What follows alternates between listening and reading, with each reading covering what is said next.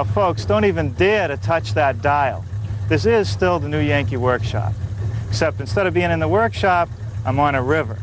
Now, the location is secret, but we're here with a couple divers who are actually looking for some sunken treasure, except it's not gold. Rick and Joe, what are you looking for? What is the treasure here? We're trying to recover a lost resource in antique, axe-cut, virgin heart pine, and heart cypress. Now, where did these logs come from? Well, they were rafted, timbered, drugged to the river, formed into raft, and rafted downstream to the mills. So they actually grew right out there on the banks of the river, and they were lashed together down here, sent down, but why are you finding logs? Wouldn't they all end up down at the end of the river? Well, unfortunately, they didn't all make it. There are a lot of spots in the river hard to navigate, shoals, obstacles the raft run into, broke apart, logs scattered, and that's what we're here after. So they're down under all this water. Now, what's it like down there? It looks a little muddy. Well, it is a little muddy. We do have about 3 or 4 feet of visibility. It's pretty much a rocky bottom, and you run into a little bit of wildlife. Yeah, nothing harmful, I hope. No, sir, just a few banded water snakes, a couple nice sized turtles, and a catfish here and there. All right, are we going to find some today, do you think?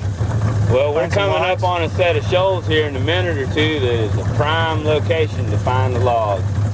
All right, yeah. Found one here. What do you think it is? Right. Boy, It's axe cut. which means it's old, right? It's old. It was cut. It was cut down. Dates at 100 years or better. It looks to me to be heart pine.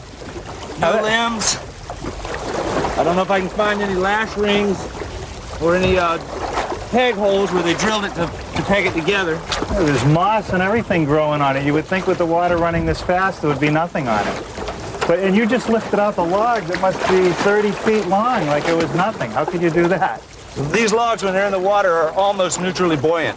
But as soon as you break the surface of the water with them, they're incredibly heavy. Well, Joe, it looks like you really hit it on this one, but what about that big log right over there? I'd have to say that would be a trophy-sized log. That's a big, big heart cypress log. Really? Well, what do you think, Rick? This log is a real beauty. Real beauty. This log must be almost 3 feet in diameter, so how old do you think this is? I would have to say it would be close to 800, 900 years old would be my guess. This is going to be a really valuable log. If you look at these little spikes, that's indicative of a bird's eye.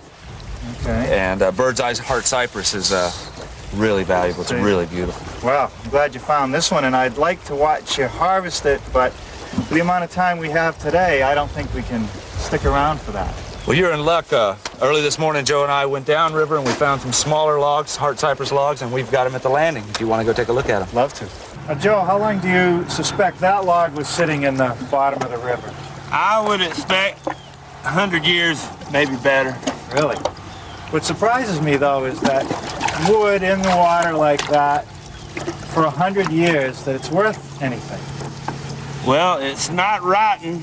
The water protects it by depriving it of oxygen. All right, Joe, now what happens to the logs from here?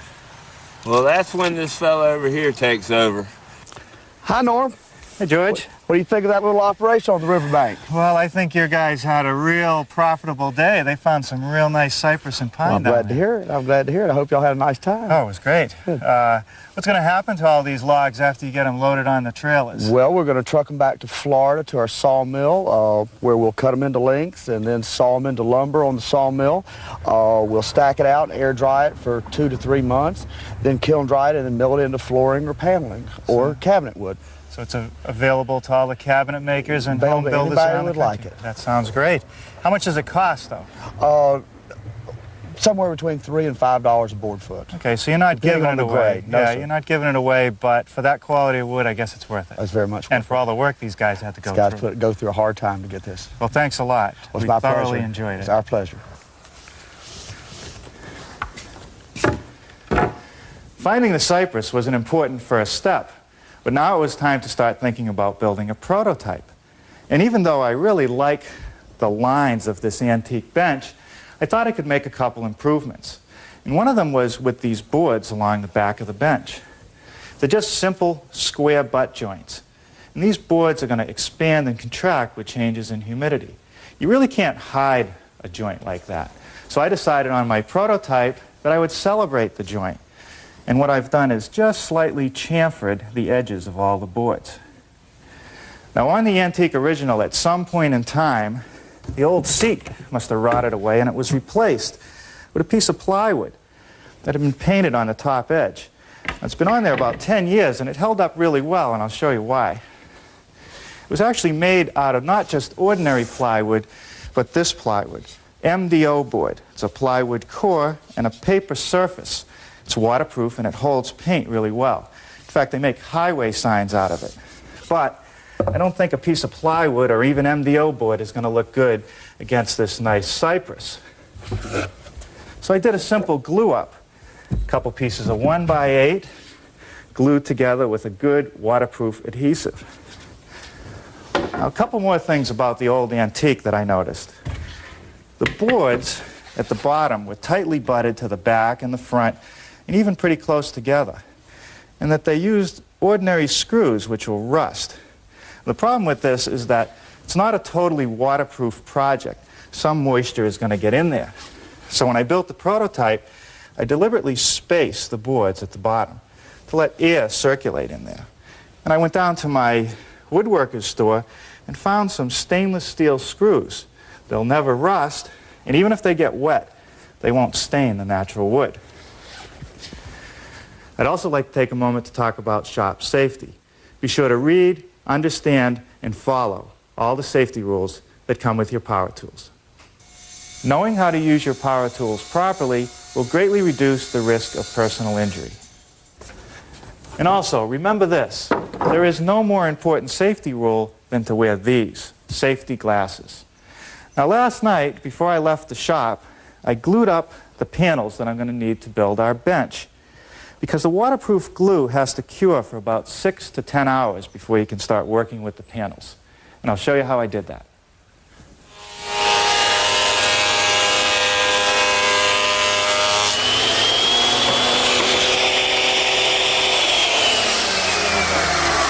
As nice as this cypress is right from the mill, there's always a little variation in wood and thickness. And when you do glue up, sometimes that can present some problems. If you have a surface planer, you can run all your stock through in a matter of a few minutes, ending up with a consistent thickness. Now, one of the accessories that I find really valuable for the surface planer is this chute. It hooks up to a hose, which goes to a vac. And what it does is it keeps the dust down, but more importantly, it removes all the chips from the planing operation. If you don't have this, they're all over the floor.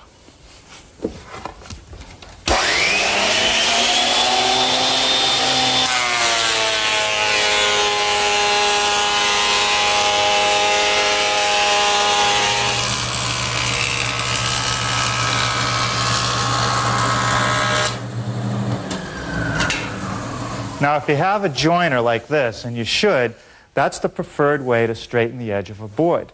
But if you don't have a joiner, there is another method, and that's to use your table saw. And what I like to do is first take the board and put it against the fence, which is nice and straight, and see which way it's curving. Now, this board has a slight curve in this direction. I don't want to run that edge through first, because if I do, I'm basically just going to follow that curve and end up cutting a parallel curve. I like to turn it around and put the side that is curved away from the fence against it. Then I'll run it through, removing just a little bit of material to straighten this edge. After I run all the boards through, I'll move the fence in slightly, flip the boards over, and run the other edge. It's surprising how good of a result you'll get.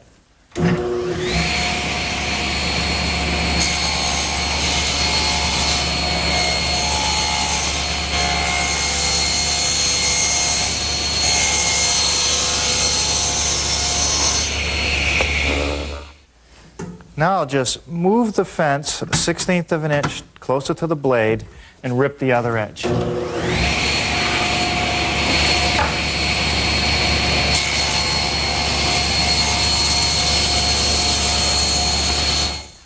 All right, let's check out the joint on this side panel.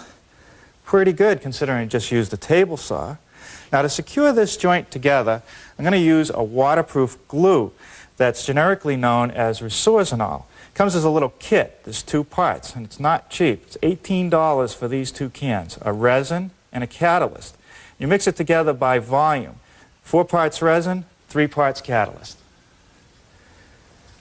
The instructions advise that glue be applied to both edges and then allowed to sit in the open air for about 5 or 10 minutes. Then they can be clamped together. Okay, that's had enough time to set. Now I'll just clamp it together. Now, one thing about this waterproof glue is that as long as it's not cured, you can clean it up pretty easily just using a damp sponge. But believe me, once it sets, there's no way you're going to get it off.